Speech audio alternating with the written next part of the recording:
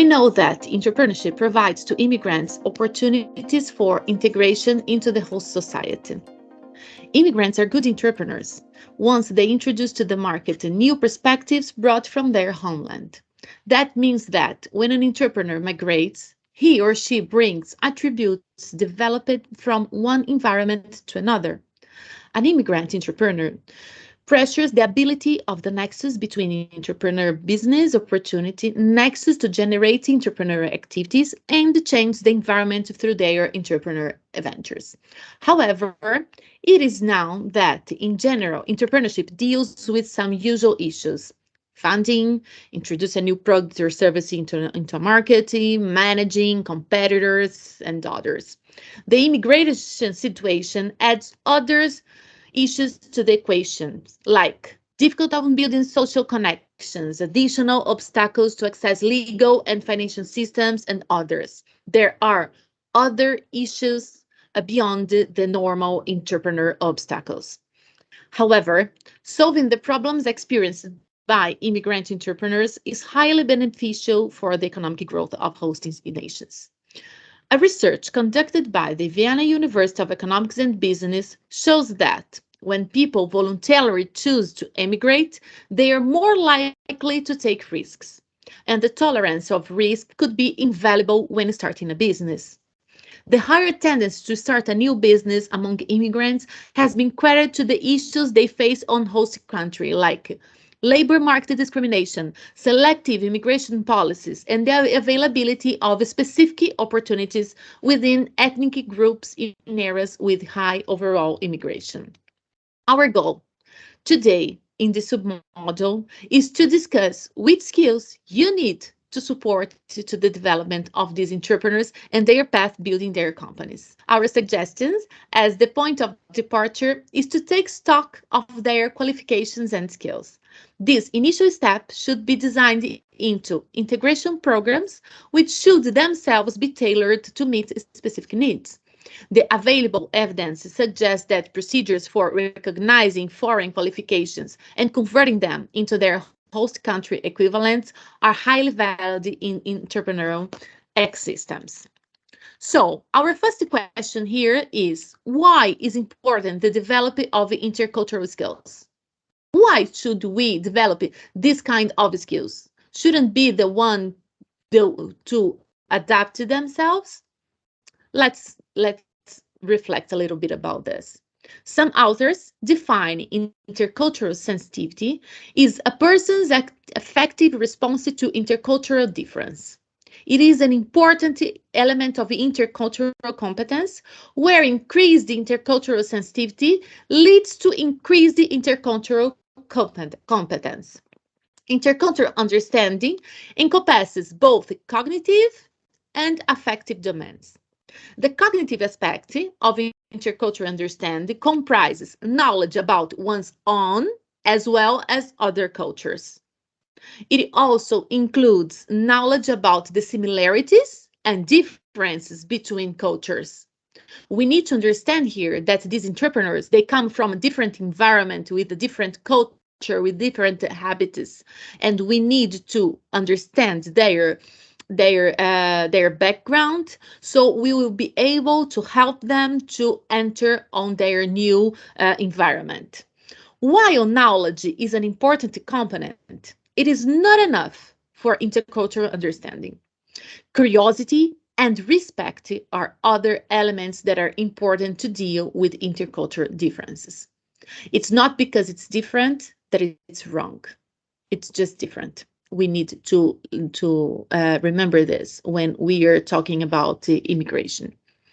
The third concept we need to discuss here is the intercultural communication, that is defined as the ability to communicate with people of different cultures effectively and appropriately. It is important to have empathy, intercultural experience or training, motivation, global attitude, and the ability to listen well in conversation. When considering the intercultural communicative dimension, speakers are not only supposed to master communicative competence, but should also be mediators in a communicative exchange that acknowledges differences in language use, accents, and so forth, as well as in all cultural particularities speakers may have. We need to remember that they're not their mother language is not the one that they're using right now. So it's normal that they're going to make mistakes, that they will miss some words, that their accent will sound different, and sometimes it's going to be hard to understand. But we need to develop the competence to listen them well. We need to stop and try to understand what they're trying to communicate and support them to develop this. It is important to break stereotypes, allowing you to engage in conversations being aware and respectful of the differences of your interlocutors. In all conversations and exchanges, it is important to allow them to be themselves. Don't expect them to behave like a native one. You need to understand that they have to be themselves. They cannot lose their identity.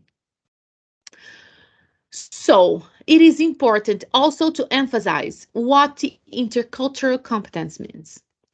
According to Deardorff, intercultural competence is the ability to interact with those from different backgrounds, regardless of location. In this context, the literature identifies that to develop intercultural competence, it is important to listen, observe, and evaluate and analyze, interpret, and relate.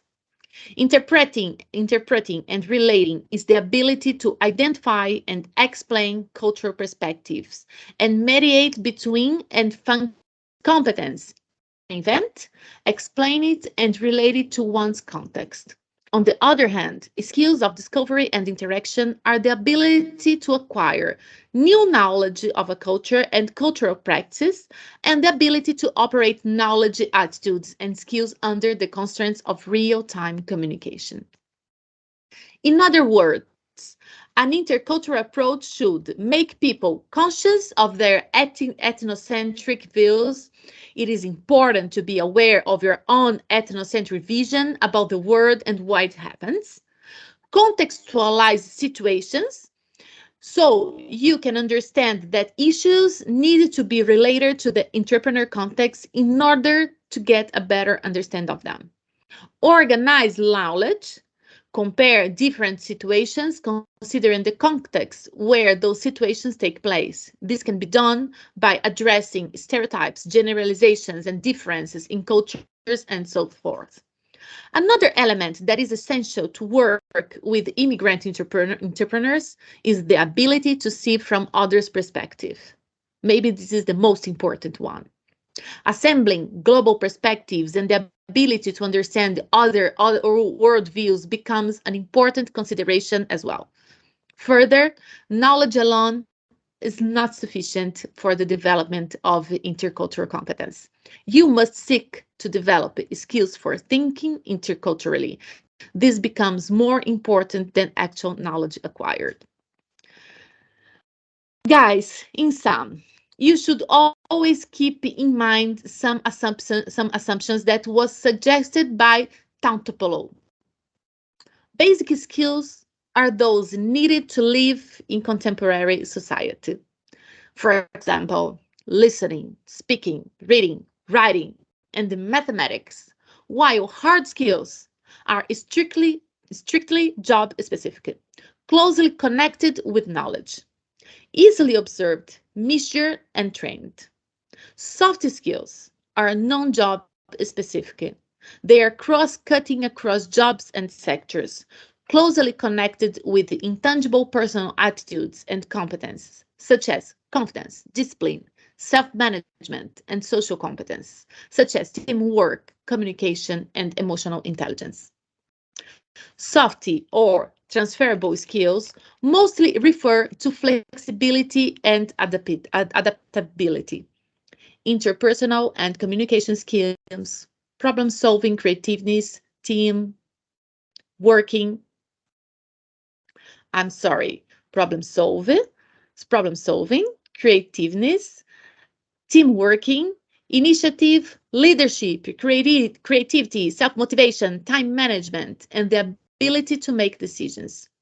Personal skills and attitudes are as important to employers as their vocational counterparts, and they are considered necessary in different work settings and important in order for active participation in the labor market, as well as the effective management of personal and social life skills, we can say. Immigrants often find difficult to articulate and demonstrate their experiences acquired in their countries. The qualifications of the country of origin and the work experiences of migrants may often not be fully transferable to the country of destination, making it mandatory that you identify them so that you can work with them. It's not easy to go out of your country, to live on another culture. So you should help them to adapt themselves and try to embrace their issues. Hope you like it, and I desire for you a good program. And if you need something, you can search for me. Bye.